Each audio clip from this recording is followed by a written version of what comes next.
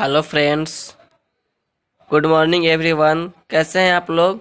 स्वागत है आपका हमारे चैनल ए इन्फिनिटी स्टडी में। India's online study channel, it is part of Aditya infinity group. जैसा कि आप लोग जानते ही है, हम लोग का क्लास है सो आज का विभाजन सूत्र का अंतिम क्लास है। इसी क्लास के अंत में हम लोग त्रिभुज का भी क्षेत्रफल निकालना सीखेंगे और विभाजन सूत्र पर हमारा सो क्लास लगभग ख़त्म हो चुका है। एक दो क्वेश्चन और है जिसमें उसको समझना है आपको विभाजन सूत्र पे। उसके बाद है सो हम लोग सो आज त्रिभुज का क्षेत्रफल भी निकालना सीखेंगे और हमारा सो कल अंतिम क्लास होगा नियामक ज्यामिति का। उसके बाद नियामक ज्यामिति आपका ख़त्म हो जाएगा, कल लास्ट क्लास है। आज विभाजन सूत्र पे हम लोग है सो कुछ क्वेश्चन कर लेते हैं।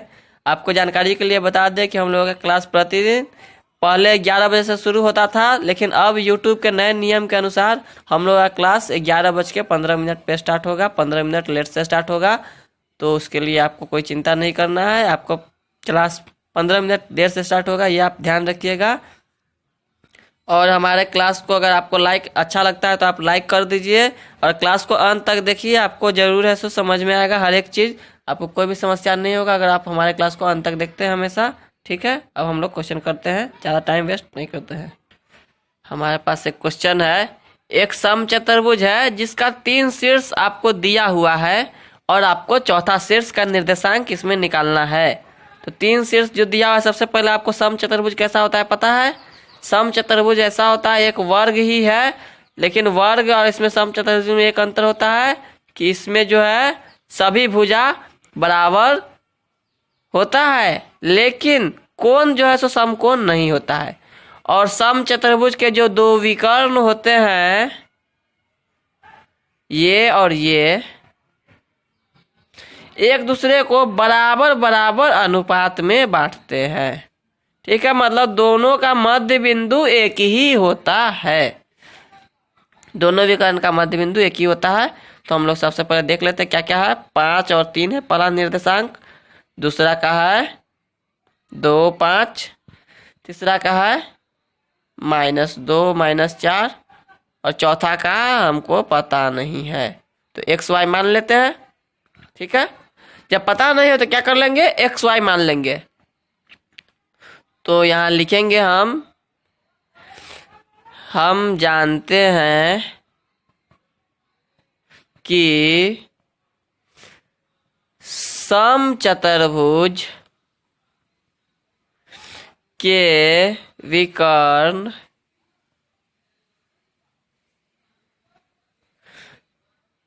एक दूसरे को बराबर अनुपात में बांटते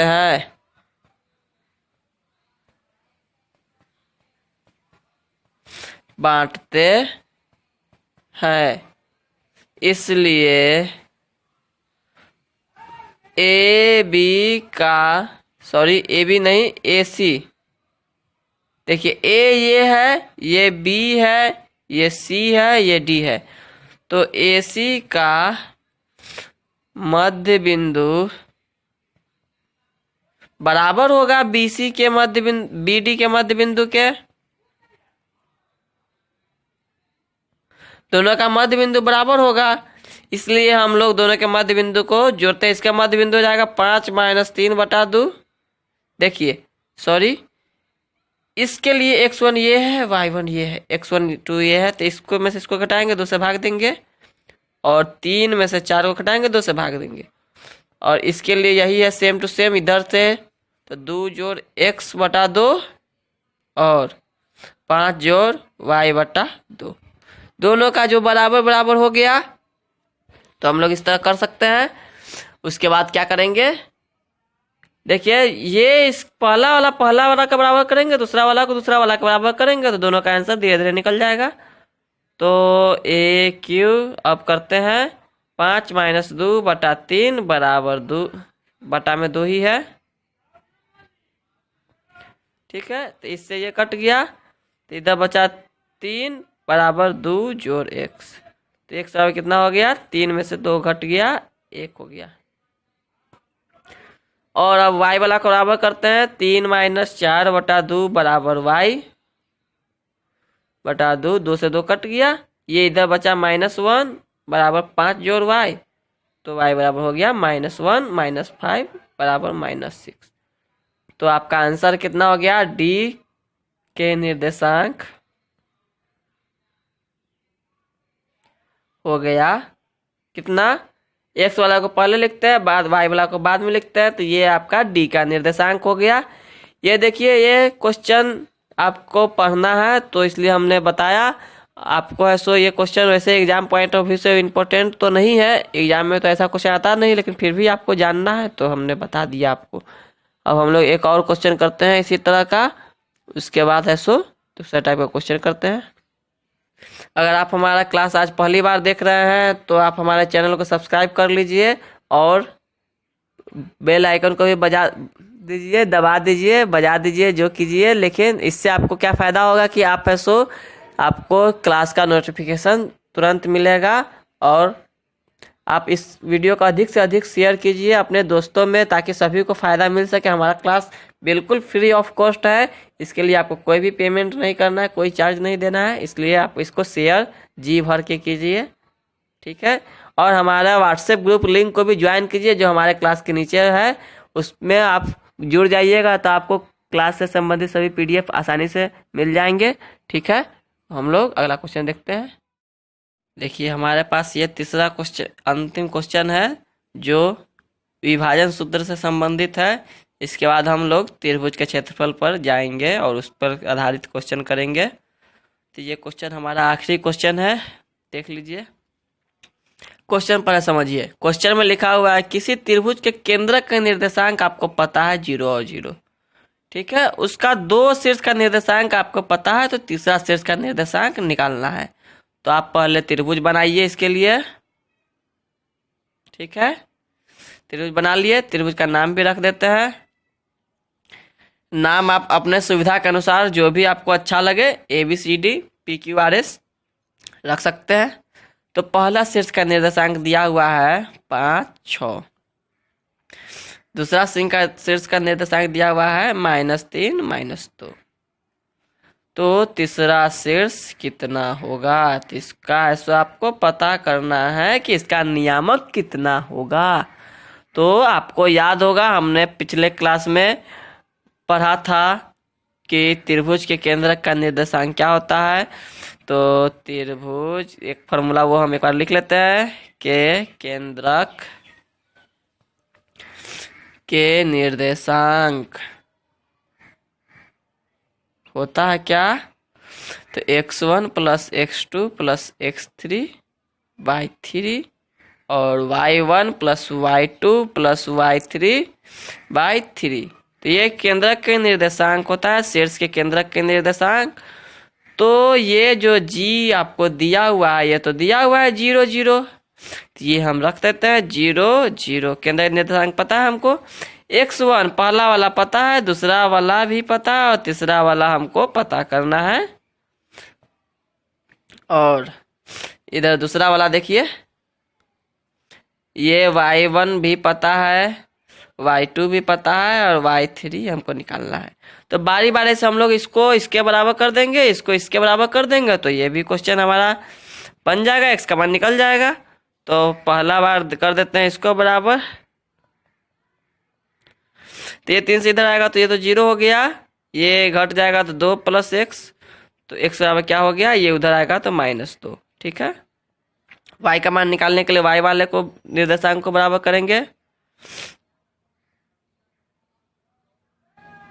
इधर आएगा तो ये 0 हो जाएगा, 6 में से 2 घट गया, 4 में जोड़ y, तो y बराबर आ गया -4। तो c के निर्देशांक आपको पता चल गया कितना, -2 -4।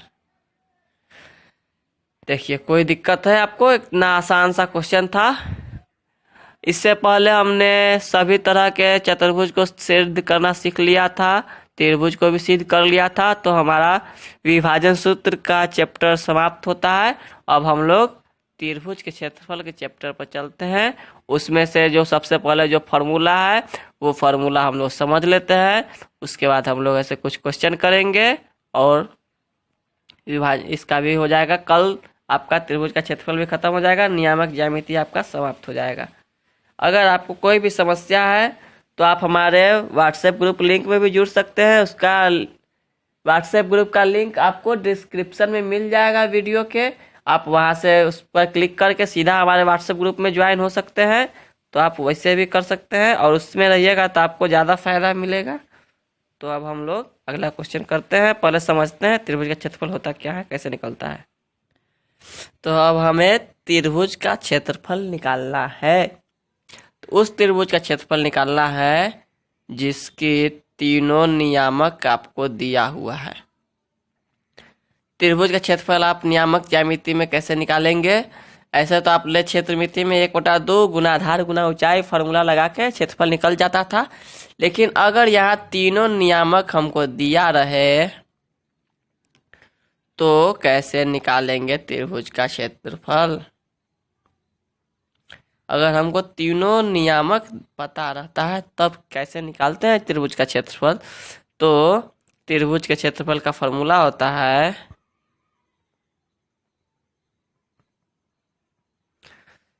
आप देख लीजिए क्या होता है। 1/2 होता है सबसे पहले हम इसका नियामक लेते हैं तो x1, और जब इसका लेंगे तो इसके y नियामक को नहीं लेंगे, बाकी दो नियामक जो है उसका अंतर करेंगे, मतलब उसको घटाएंगे। ठीक है, सबसे पहले इसको उठाए और इस दोनों के नियामक को घटा दिए। फिर दूसरे वालों को उठाते हैं x2 को, तो इस बार y2 को नहीं लेंगे, इस दोनों को घटाएंगे तो y3 में से y1 घट जाएगा। एक बार तीसरा नियामक ले लेते हैं x3, तो क्या हो जाएगा, ये हो गया तो y1 माइनस y2 हो जाएगा। देखिए ये फॉर्मूला है, आपको ऐसे याद नहीं रहेगा। आप ऐसा समझिए कि जिसका नियामक रखना है उसका सो y कोऑर्डिनेट को नहीं लेना है, दूसरे वाले को घटाना है। फिर दूसरा को लेंगे तो तीसरा में से पहला घटाएंगे, तीसरा को लेंगे तो पहला में से दूसरा घटाएंगे। तो ये आपका है सो त्रिभुज के क्षेत्रफल का फॉर्मूला हो गया। और इस तरह का है सो आपको क्वेश्चन बनाना रहेगा जिसमें त्रिभुज का क्षेत्रफल दिया रहेगा और आपको है सो फॉर्मूला लगा के क्षेत्रफल निकाल देना है। एकदम आसान है। ठीक है, करते हैं एक क्वेश्चन को। हमारा सिंपल सा क्वेश्चन है त्रिभुज का क्षेत्रफल का, कि उस त्रिभुज का क्षेत्रफल आपको निकालना है जिसके तीनों शीर्ष आपको दिए गए हैं। सबसे पहले क्या करेंगे, सबसे पहले हम लोग त्रिभुज बनाएंगे। त्रिभुज बनाने के तुरंत बाद त्रिभुज का नाम रखेंगे, उसके बाद सभी नियामक को लिख देंगे। तो पहला का नियामक है 2 3, दूसरा का है 4 6, तीसरा का है 5 8। ठीक है, अब इस त्रिभुज का क्षेत्रफल का एक बार फॉर्मूला लिख लेते हैं हम। फॉर्मूला आप ऐसो कॉपी पर लिख लीजिए, कहीं पर नोट कर लीजिए तो आपको याद रहेगा। ये फॉर्मूला आप भूल भी सकते हैं क्योंकि थोड़ा सा इसमें है समझने वाला बात। x1 अगर लेंगे तो y2 में से y3 को घटाएंगे, x2 लेंगे तो y3 में से y1 को घटाएंगे, और x3 लेंगे तो y1 में से y2 को घटाएंगे। ये फॉर्मूला होता है। अब हम लोग इसका क्षेत्रफल निकालते हैं, तो इसको समझिए अच्छा तरीका से। 1/2 x1 क्या हुआ, x1 तो ये 2 है और y2 ये है, y3 ये है, तो 6 में से 8 घटा देंगे। x2 4 है तो y2 ये है और ये है, तो 8 में से 3 घटा देंगे। ये 5 है तो 3 में से 6 घटा देंगे। ठीक है, 1/2 यहाँ देखिए 2 मल्टीप्लाई ये हो गया -2 प्लस 4 गुना 5, ये हो गया 5 गुना -3। ठीक है, ये हो गया -4, ये हो गया 20, ये हो गया -15। तो 1/2 इसको घटाएंगे तो 20 में से 19 घट जाएगा। हल करेंगे तो 1/2 आया आंसर। देखिए ये हल करने आपको आना चाहिए। ये हल तो आपको पिछले क्लास में ही पढ़ना था, 7 8 क्लास में आपने पढ़ा होगा बोर्ड मास का नियम, जिसमें ब्रैकेट के अंदर का काम पहले करते हैं, उसके बाद ब्रैकेट खोलते हैं, उसके बाद हल करते हैं। तो ये हल तो हमारा हो गया और आंसर अंत में लिख देंगे वर्ग इकाई, क्योंकि यहाँ पे मीटर सेंटीमीटर कुछ भी दिया हुआ नहीं रहता है, इसलिए वर्ग इकाई लिखते हैं और इस तरह ऐसो त्रिभुज का क्षेत्रफल निकालते हैं। और अगर त्रिभुज का क्षेत्रफल माइनस में आ गया फिर भी हम उसको प्लस में ही लिखते हैं, क्योंकि क्षेत्रफल कभी भी ऋणात्मक नहीं होता है, इसलिए हमको अगर माइनस में भी आ जाए तो भी प्लस में ही लिखेंगे, त्रिभुज का क्षेत्रफल बराबर इतना। ठीक है, अब हम लोग ऐसो क्वेश्चन करते हैं, एक क्वेश्चन और। ये क्वेश्चन देखिए, सेम टू सेम क्वेश्चन है, 3 वर्टिसेज दिया हुआ है, नियामक दिया हुआ है, तो आपको ऐसा त्रिभुज का क्षेत्रफल निकालना है। तो त्रिभुज का क्षेत्रफल निकालना कोई मुश्किल बात नहीं है, आपको नियामक जब पता रहेगा, आपको सॉल्यूशन करना आएगा, तो आप ऐसो आराम से नियामक निकाल सकते हैं, कोई भी समस्या वाली बात है नहीं।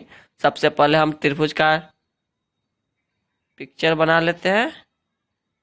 ठीक है, इसके बाद इसका नाम इस बार कुछ और रखते हैं, नाम हमेशा अलग अलग रखना चाहिए, एक ही नाम रखेंगे तो कोई जरूरी नहीं है, नाम अलग अलग भी रख सकते हैं, कुछ भी नाम रख सकते हैं। तो पहला नियामक दिया हुआ है -2 3, दूसरा दिया हुआ है 8 0, तीसरा दिया हुआ है 3 -2। तो सबसे पहले क्या करेंगे हम, त्रिभुज पी की क्यू आर है इस बार, क्षेत्रफल क्या होता है formula, 1/2 x1 y2 - y3 x2 y3 - y1 x3 y1 - y2। ठीक है, ये तो हो गया हमारा। अब इसको ऐसे हम लोग देखिए, x1 क्या है यहाँ पर, तो x1 तो है -2, ये 0, ये -2, तो हम इसको करते हैं -2, ये 0, अब इसमें से -2 को तुमको घटाना है आपको। x2 8 दिया हुआ है, तो ये -2 -3 को घटाना है, ये 3 दिया हुआ है, तो 3 में से 0 को घटाना है, 1/2, ये हो गया -2 गुना +2, जोड़ेंगे तो प्लस हो जाएगा, चिन्ह बदल जाता है, 8 गुना -5 3 गुना 3। देखिए, तो ये 1/2 हो गया, ये तो -4 हो गया, 8 पंचे -40 हो गया, ये +9 हो गया। ये तो हमने गुना कर दिया। अब क्या करेंगे, अब जोड़ना और घटाना है। तो जोड़ और घटाव का क्या नियम होता है, वो नियम तो आपको पता होगा। नियम होता है कि सबसे पहले प्लस वाला को हम जोड़ते हैं और सब जो भी है उसको लिखते हैं, तो प्लस वाला इसमें एक ही है 9, ये दोनों को जोड़ देते हैं, तो 1/2 -35, तो हो गया -35/2। ये चिन्ह लगाएंगे और लिखेंगे, क्योंकि आपको बताए थे हमने क्षेत्रफल कभी भी ऋणात्मक नहीं होता है, तो इतना वर्ग इकाई क्षेत्रफल हो जाएगा। ठीक है, स्क्वायर यूनिट में क्षेत्रफल होगा इसका। तो ये सॉल्यूशन करना आपको आना चाहिए और ये गुना भाग करना आप जरूर सीखिए। आपने सीखा होगा, अगर आपको सीखे होंगे तो आपको तो कोई दिक्कत होगा नहीं, आप आराम से ये क्वेश्चन को बना सकते हैं, कोई भी समस्या नहीं है। हल्का सा क्वेश्चन तो है, लेकिन अगर आपको कोई समस्या है गुना भाग में तब तो ये क्वेश्चन बड़ी मुश्किल हो जाएगा।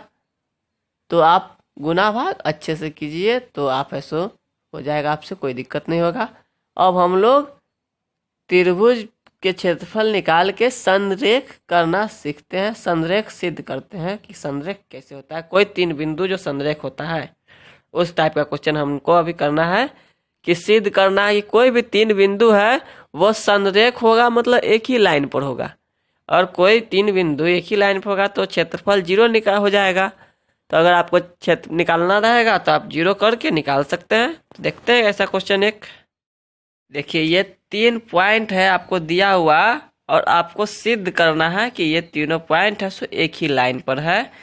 अगर कोई भी 3 पॉइंट एक ही लाइन पर होगा तो त्रिभुज तो बनेगा ही नहीं, तो त्रिभुज का क्षेत्रफल 0 हो जाएगा। तो हम ऐसे यही काम करेंगे कि तीनों पॉइंट को लेके त्रिभुज का क्षेत्रफल निकाल देंगे, और अगर क्षेत्रफल 0 आ गया तो लिख देंगे कि संरेख है, और क्षेत्रफल 0 नहीं आया तो संरेख नहीं है। ठीक है, तो हम वही करते हैं। मान लेते हैं पहला पॉइंट है 3 और 5, दूसरा है 1 और 1, और तीसरा है -2 -5। तो त्रिभुज ए बी सी का क्षेत्रफल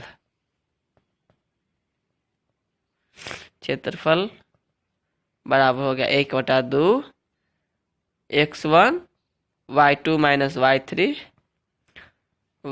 x2 y3 - y1 x3 y1 - y2। ठीक है, तो 1/2 x1 के जगह पर रखेंगे 3 और y2 के जगह पर क्या रखेंगे 1 है, -5। x2 की जगह पर 1 रखेंगे -5 -5। इसके जगह पर -2 रखेंगे तो हो जाएगा 5 - 1। ठीक है, तो देखिए ये कैसे होगा। ये तो रहेगा 3, ये 1 और 5 जुड़ जाएगा 1, ये भी वैसे -10 हो जाएगा। ये प्लस और माइनस एक ही चिन्ह लिखेंगे, -2 लिखेंगे और ये हो जाएगा 4। ठीक है, अब गुना कर लेते हैं। तो ये 5 1 6 में 3 से गुना करेंगे तो 18 हो जाएगा। ठीक है, और ये -10 हो जाएगा, ये -8 हो जाएगा। तो 1/2 देखिए 18 में से 18 घट गया, तो 1/2 गुना 0 बराबर 0। तो ये जब 0 क्षेत्रफल आ गया तब क्या कर सकते हैं, लिखेंगे कि चूंकि त्रिभुज ए बी सी का क्षेत्रफल जी 0 है, इसलिए ए बी सी संरेखी है। ठीक है, तो ए बी सी इस तरह से ऐसो संरेख हो गया, एक ही लाइन पर होगा ए बी सी तीनों। तो ये देखिए ये क्वेश्चन हमारा बन चुका है। एक क्वेश्चन और हम संरेखी वाला सिद्ध करते हैं, उसके बाद ऐसो कुछ HW रहेगा आपका, और आज का क्लास इतना ही रहेगा। हमारे पास 3 बिंदु है ए बी सी, और हमको सिद्ध करना है कि ये संरेखी है। ठीक है, तो मान लेते हैं 5 1 है, बी है 1 और -1, सी है 11 और 4। तो त्रिभुज ए बी सी का क्षेत्रफल हम निकाल लेते हैं।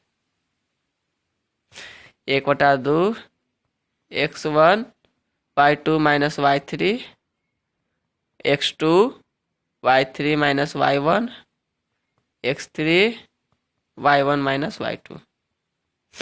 तो ये हो गया 1/2, x1 के जगह पर 5 रखेंगे, ये -1 -4, ये 1 रखेंगे तो ये 4 -1, ये 11 रखेंगे तो 1 + 1 माइनस माइनस प्लस हो गया, चिन्ह में कोई दिक्कत नहीं होना चाहिए आपको। तो ये 5 गुना -5 हो गया, ये 1 गुना 3 हो गया, और ये 11 गुना 2 हो गया।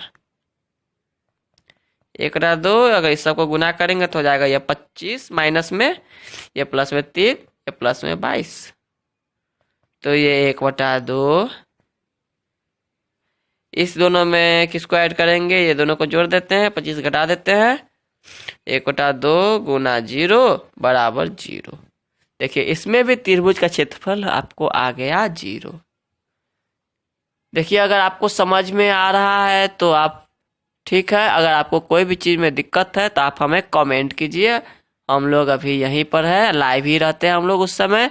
आपको कोई भी समस्या है तो आप कमेंट कीजिएगा, तो आपको जवाब उसी समय मिलेगा। तो आप ऐसा हमारा क्लास रेगुलरली देखिए, और क्लास टाइम पर आके देखिएगा तो आपको ज़्यादा बेनिफिट मिलेगा। बाद में देखने से थोड़ा कम बेनिफिट मिलेगा, फायदा तो होगा ही, क्योंकि आप क्लास बाद में भी देखिएगा तो आपको सभी चीज़ ऐसे समझ में आएगा अच्छे तरीके से। लेकिन क्लास टाइम पर देखिएगा तो आप उस समय सो कमेंट भी कर सकते हैं। अगर आपको कमेंट है तो उसी समय हम जवाब भी दे सकते हैं। तो लाइव क्लास देखने का फ़ायदा बहुत सारा है, तो आप लाइव क्लास देखा कीजिए। यहाँ देखिए ये क्वेश्चन जो है इसमें हमारा है सो त्रिभुज का क्षेत्रफल 0 आ गया, तो यहाँ लिख देते हैं यही बात, त्रिभुज का क्षेत्रफल, सॉरी जगह कम था, लिखेंगे चूंकि त्रिभुज ए बी सी का क्षेत्रफल बराबर 0, इसलिए ए बी सी संरेख है। आपको ऑब्जेक्टिव में यही क्वेश्चन पूछा जा सकता है कि कोई 3 बिंदुएं संरेख है तो त्रिभुज का क्षेत्रफल क्या होगा, बताइए। ऑप्शन में आपको रहेगा 0, 8, 10, 15, कुछ भी रहे तो आपको टिक लगा देना है सीधे 0 में। तो ऑब्जेक्टिव कभी भी बाहर से नहीं आता है, ऑब्जेक्टिव आता है इसी में से। तो आप है सो इसी आधार पर क्वेश्चन बनाने की कोशिश कीजिएगा।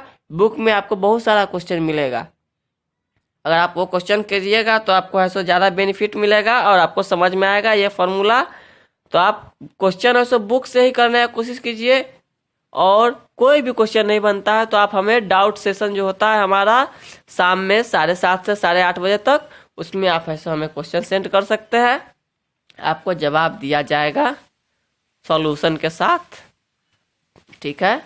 तो आप ऐसे कोशिश कीजिए कि टाइम पर आए और हमारा क्लास को अधिक से अधिक दोस्तों में शेयर कीजिए, और सभी को है सो फायदा होगा। हमारा क्लास फ्री ऑफ कॉस्ट है, इसके लिए आपको कोई भी पेमेंट नहीं करना है, ठीक है। तो आज के लिए इतना ही रहने देते हैं। कल का क्लास में हम लोग है सो कल का हमारा नियामक ज्यामिति का आखिरी क्लास होगा और वो भी समाप्त हो जाएगा। उसके बाद हम लोग है सो अगला चैप्टर कुछ पढ़ेंगे, ठीक है। तो आज के लिए इतना ही। और अगर आप चाहते हैं कि ये वीडियोस जो है डेली आप लोग तक पहुँचे, तो आप इस चैनल को सब्सक्राइब कर सकते हैं। और इसे सब्सक्राइब करने के लिए आप YouTube ओपन कीजिए, और YouTube ओपन करने के बाद यहाँ पे सर्च पे क्लिक कीजिए। सर्च पे क्लिक करने के बाद यहाँ पे आप इन्फिनिटी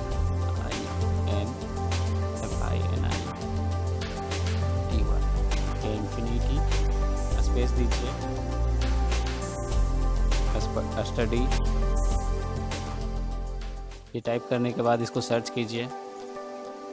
और सर्च करने के बाद यहाँ पे इन्फिनिटी स्टडी पे क्लिक कीजिए, और क्लिक करने के बाद यहाँ पे आप इस चैनल पे क्लिक कीजिए इन्फिनिटी स्टडी पे, और यहाँ पे देखिए आपको सब्सक्राइब का बटन दिख रहा है, तो आप यहाँ पे सब्सक्राइब कीजिए। और सब्सक्राइब करने के बाद यहाँ पे बेल आइकॉन दिख रहा है, तो बेल आइकॉन पे क्लिक कीजिए और यहाँ पे ऑल पे क्लिक कीजिए, ओके। अब ये आपको कोई भी नोटिफिकेशन मिलेगा तो आपको पहुँच जाएगी, ओके। तो इस तरह से आप चैनल को सब्सक्राइब कर सकते हैं, ओके। और इसके बाद आप लोग को नीचे प्लेलिस्ट दिखेगी, ये देखिए mission 10th state board exam. तो इस सेक्शन में 2 प्लेलिस्ट हैं, तो आपको मैथ और साइंस में से जिसकी भी क्लास करनी हो तो आप उस प्लेलिस्ट पे क्लिक कर सकते हैं, ओके। और क्लिक करने के बाद आप लोग को सारे वीडियो जो है सीरियल वाइज मिल जाएंगे और चैप्टर वाइज मिल जाएंगे, ओके। ये देखिए ये है जनरल साइंस के प्लेलिस्ट, और यहाँ पे ये मैथ्स के प्लेलिस्ट, ओके। तो आप जिसकी भी क्लास करनी चाहते हैं तो उसका प्लेलिस्ट पे क्लिक करके आप पूरा का पूरा वीडियोस देख सकते हैं।